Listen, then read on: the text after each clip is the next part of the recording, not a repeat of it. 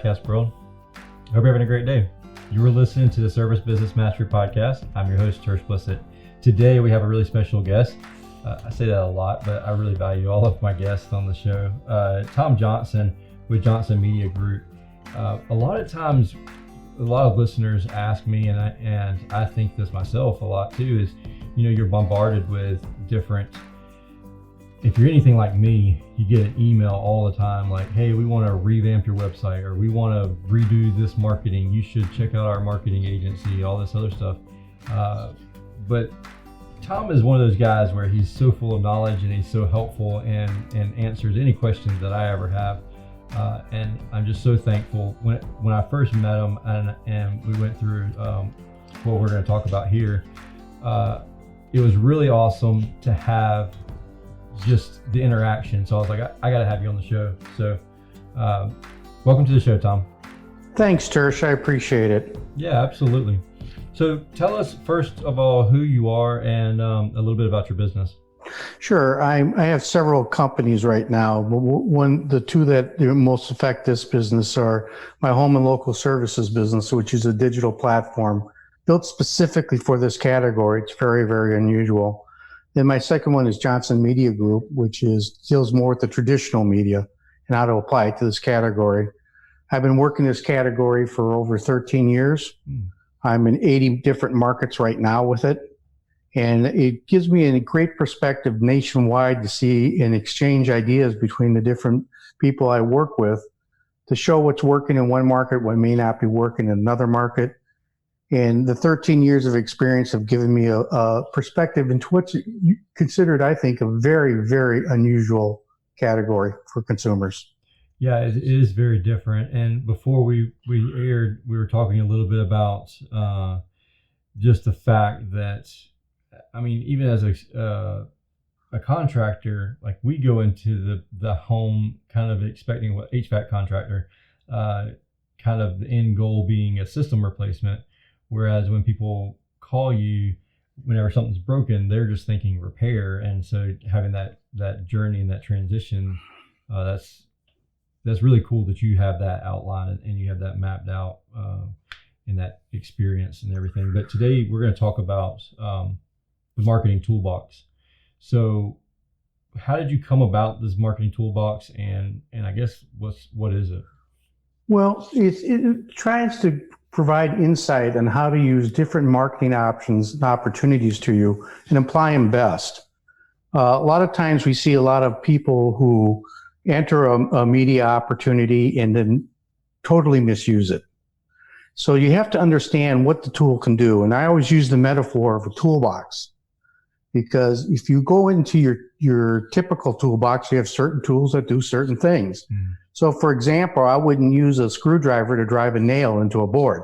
You could probably get it in if you have enough hand and eye coordination and stamina to do it, but it's not the right tool to get the job done right. Right. So when you look at marketing, the toolbox is the same. And you basically have to determine first what your strategy is, and then you apply the tool to that. So an example, the two typical things that most people are looking for in this category is either to build their brand or to acquire customers today.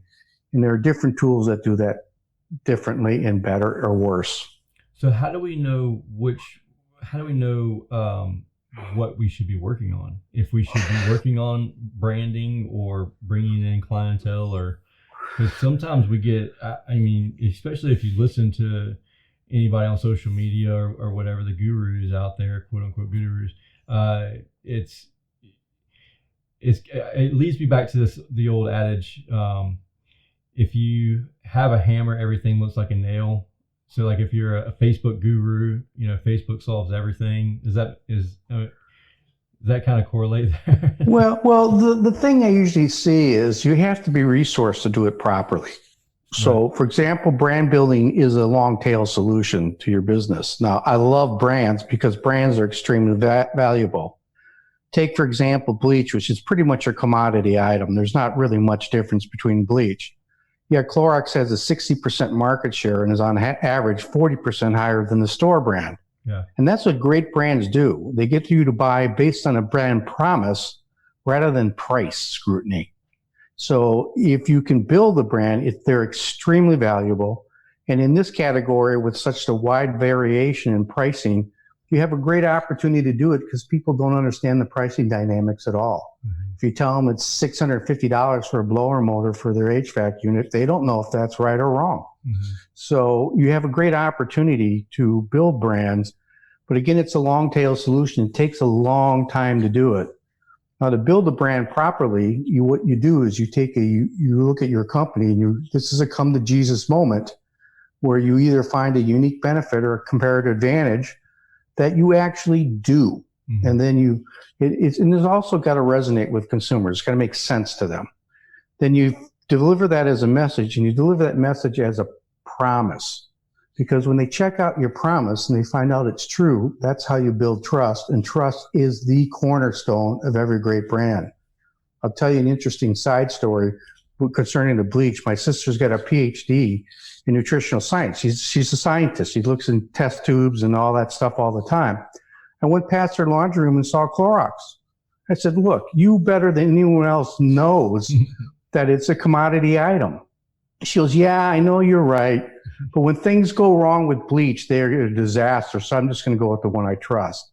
And that really brought it home for me. Yeah, totally. So how do you know which one you should focus more on? Like if you're starting out, if you're a small business just starting out. Well, again, the real issue is what you're resourced to do. Okay. To build a brand is, like I mentioned, a long tail solution, and it takes a real commitment on your part to really execute it well. So, you take 2-3 years to build a really strong brand through traditional media, mm-hmm.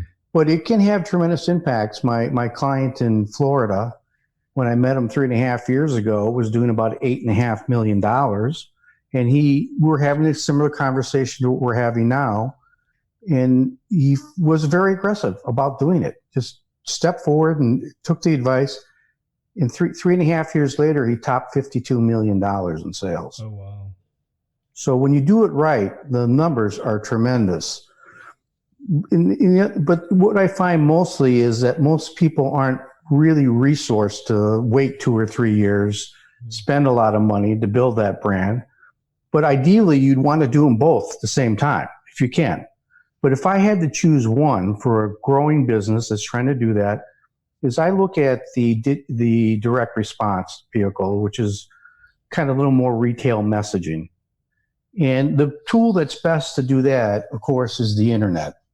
Because everybody who comes to the internet looking for heating, cooling, plumbing, or electric will pretty much buy in the next 48 hours. I don't mean to disparage it, but nobody's looking at plumbers on a Wednesday afternoon because they have nothing else to do. Right. They do it because they have a need and they're going to buy. They're going to buy in 48 hours.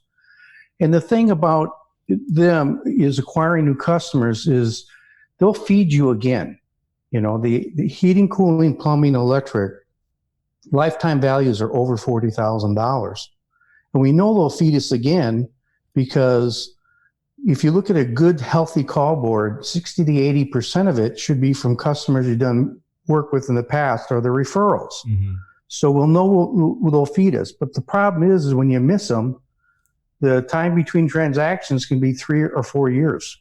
Yeah. So the problem there is if you got to hope the person who did service them did a bad job, otherwise you're arm wrestling for them. Mm-hmm. And the other thing is you got 6 years, 5, 6, 7 years before recurring income occurs. So it's always best to, if as a growing business, I think to start with direct response and acquire those customers, have a great CRM program in place and nurture the living daylights out of those relationships because you can do that. Now, the problem you have with this one is the household penetration's low. For heating, cooling, plumbing, and electric, typically in a marketplace, about 12% of the households will need that service. So just to cycle through a market one time takes 8 years to do that. So it's the time between transactions forces you to constantly look for fill that new customer pipeline. So are you saying that because we've all heard the saying, make sure there's no holes in your bucket before you try and fill it. are you saying that because of the household penetration being so low, that you may not have holes in it? They're just not calling you back. It takes a long time to fill the bucket, I guess is what I'm saying. Okay. And, like branding, when I talk about branding, the tool I like to use first there is TV, because it has such sight, sound, and motion to creating emotional contact to consumers. And if you do it in a clever way, it's engaging. But, when I mentioned that number, 12%, we know that HVAC has a wave to it. Mm-hmm. But plumbing, electrical, they're a lot more straight lines. So if we took 12%, divide by 12 months, divide by 30 days, what you're seeing is that of the people that can buy from you today, it's going to be like 1%. You have two audiences, the ones who can buy today, which is small, and then the larger audience, who are the people who are going to buy from you in 2 or 3 years. And that's, again, when I talked about the long tail solution. So the idea is to build high frequency models with your media program and try to reach them 80, 90 times a year. Oh, wow.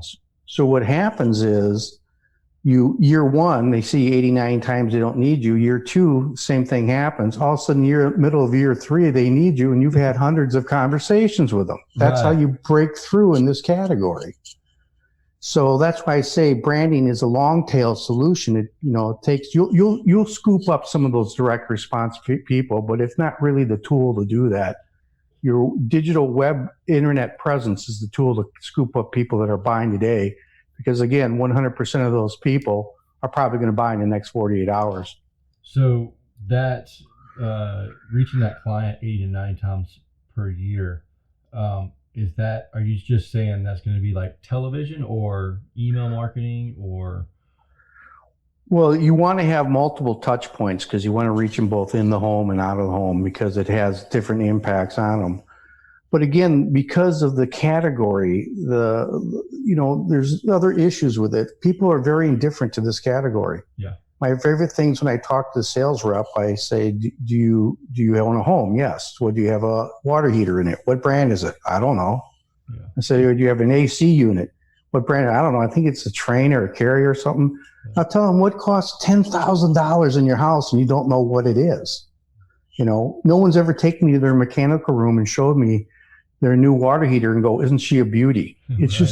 They just don't care about it. Yeah. So that's why you use this approach, is what Freud called the water against the rock, where the mind sets the rock, the water is the message, water hits that rock constantly, and it looks like the rock's winning every time. But we know eventually that water will turn that rock into a pile of sand and drag it out into the ocean. And it's the same metaphor or strategy we're talking about when you use TV, is to build frequency. Now, there are other tools you can do to reinforce your TV campaign. But the fact is that to do TV right, it's a lot different than a lot of other categories. For example, we can't change a transaction. My wife wakes up not even thinking of shoes. She sees Macy's one-day shoe sales. I'll guarantee you, I'll bet the house there's a new pair of shoes in the closet at the end of the day. We can't do that. We don't have that ability. So we have this indifference. We can't change transactionals. So it requires that when I talk about 80 to 90 times, that's an investment. Yeah. So I believe in consolidating first, because some people like to do what I call dabbling.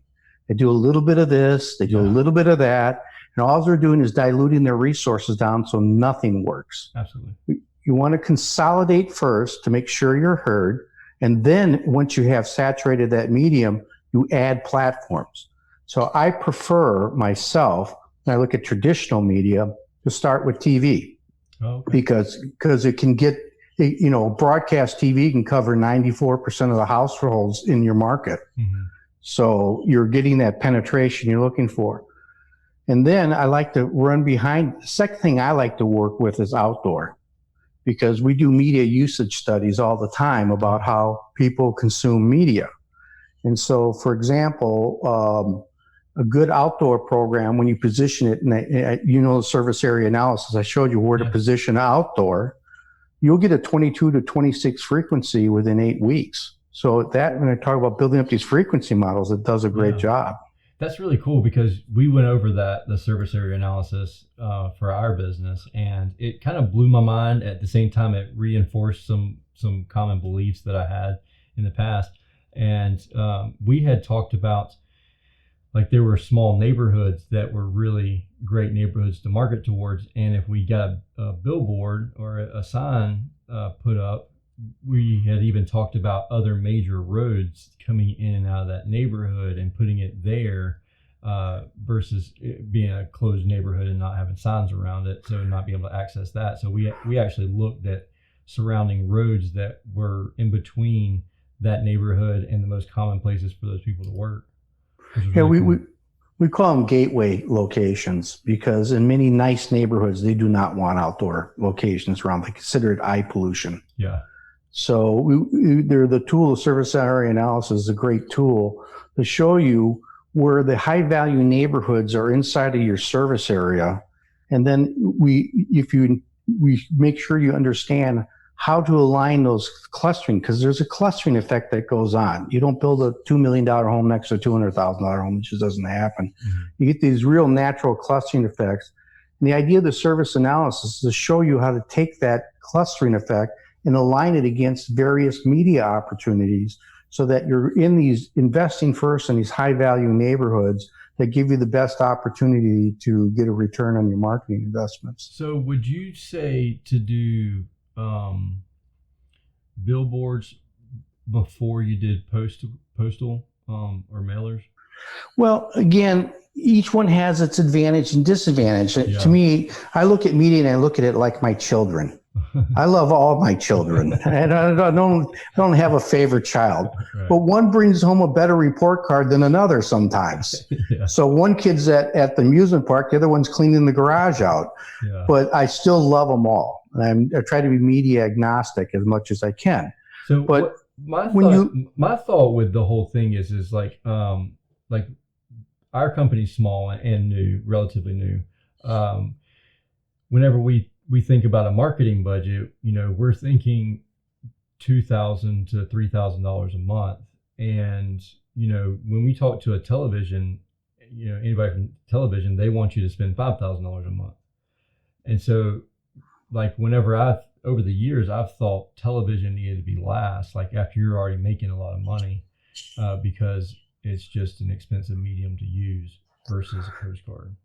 Well, it depends on how you look at it. Okay. Now, again, I'd say you need efficiency all the time. Yeah. So, like, when I look at broadcast TV or even cable TV, I look at what's called the cost per thousand metric, CPMs. So broadcast TV, I'm typically buying between $3 and $6 cost per thousand. Now, if you're doing a postcard campaign and you're doing it really smart and efficient, you're anywhere from $350 to $400 cost per thousand. So one's like, I can get to 1,000 people for the cost of a Big Mac. The other one's a car payment on a pretty nice car. Yeah. But they both have their advantages and tools. And again, if you can do television, you can do it in what's called a narrowcast strategy as well too. And narrowcast strategies, like TV, you can't control where the message goes. It just goes where it goes. And then you have to buy everything in between. So you're right, you need a healthier budget. But with these narrowcast strategies that we identify how to align these neighborhoods to the service analysis to these narrowcast strategies where you can control the geography. And examples of that are cable TV. You don't have to buy the whole system. You can buy little chunks of it. And if you know how to align that particular, what they call cable zone, up to where these high value neighborhoods are, you can use that as a platform to grow your company by getting ownership of these high value neighborhoods. And I'll tell you a good example because you hit it on the head. My client in Chicago, Chicago is the third most expensive media market in the country. So he couldn't afford to buy the whole market. So we first identified 3 key neighborhoods and we got them to align very well against 3 cable zones. Well, 18 months later, we're up to 12 cable zones because we used the 3 to build out. Yeah. And then 18 months later, he could afford broadcast TV. So we invested the money smart into these key value, high value neighborhoods and platformed them out so that we could grow the revenue numbers.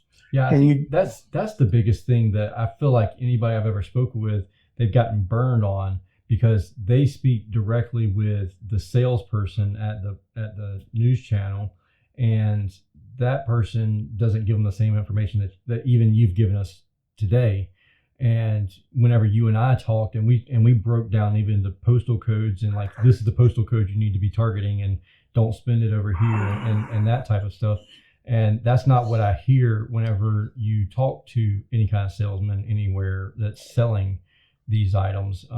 And so I think that's where most contractors have gotten burned, because ignorance is bliss. Like, we aren't like you, that's your job, and we're not educated in that. And so we've trusted the wrong people before and spent $10,000 and gotten zero ROI from it because they just blasted it everywhere, and instead of doing what you said to do.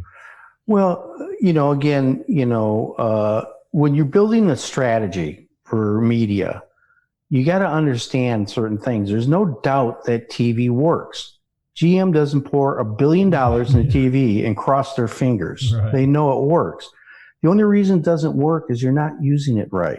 Yeah. So I go back to the consumer transactional. How is the consumer transacting to build it? So to illustrate the difference between your category and other ones, I'm going to give you another category I do a lot of business with and then compare it to yours. An example of that would be window replacement. I work with a manufacturer and their dealers. And when people buy windows, they know they're going to buy windows. Mm-hmm. So when our messages come, they stop what they're doing because they're collecting criteria to build consideration sets for how they're going to transact in that category. So we get very focused attention. Additionally, it'll take 75 days to make that decision. So if we don't get them week 1, week 2, week 3, it's not a big deal. If we have good creative and good retail offers, we hit them 3 times, we know we're going to get that appointment. This category is exactly the opposite of that. Right. For your on-demand services, for which most of your revenue flows, people don't know they're going to buy into 30 seconds after they find a problem. And the problems are intermittent and unforeseen. Mm-hmm. It's not like the brakes in your car. When you hit it, you feel a pulsation in the pedal, or you hear a grinding of the metal, or you look down the odometer, you know that it's time for a brake job. Yeah. Here is my AC is blowing cold air yesterday, it's blowing hotter today, what the heck happened?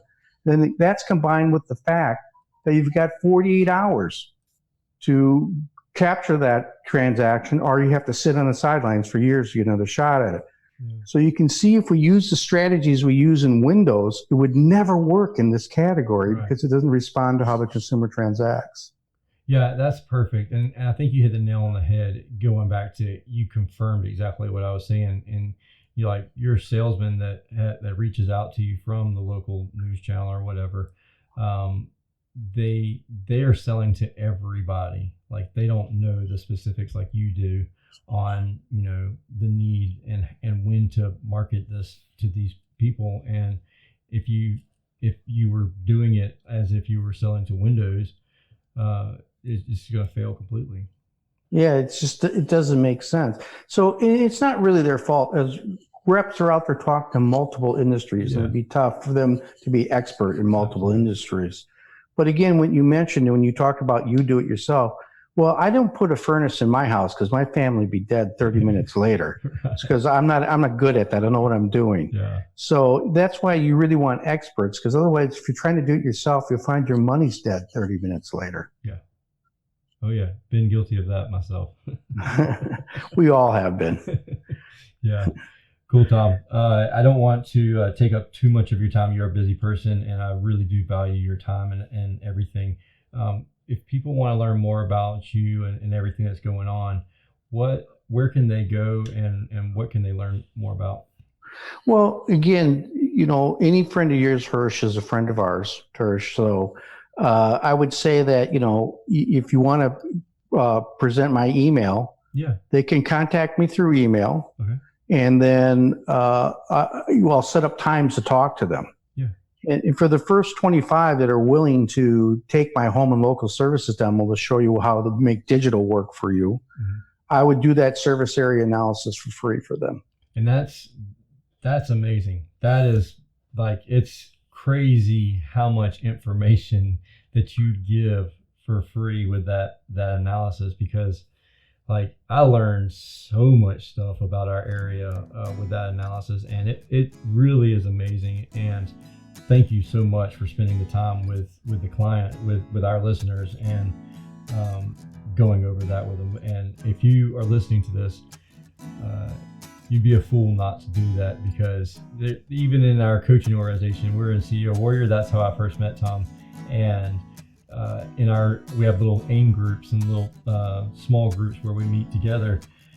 And I've talked to several of the guys in there, and they were like, "Oh yeah, I need to reach out to Thom. We need to get that done," because I went back the next week and I was just bragging about everything that you had shown me in that analysis.